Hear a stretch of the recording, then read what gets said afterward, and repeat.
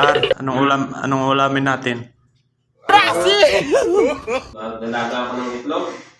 Itlog? Okay. Yan ba yung ano?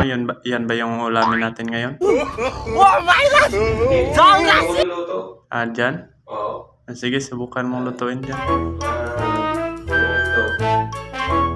Marami pa yung ano, sarap ba yan? Sige, ikaw. Kasi magkakaroon ng ulam ko kasi. Sige, kunin mo na, lutuin mo na.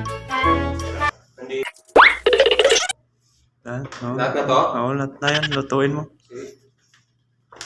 Sigurado ka ah. Oo busin natin yan. Ito. Patong ko dito.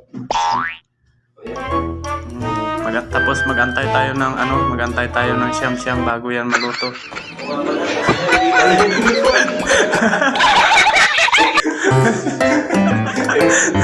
ka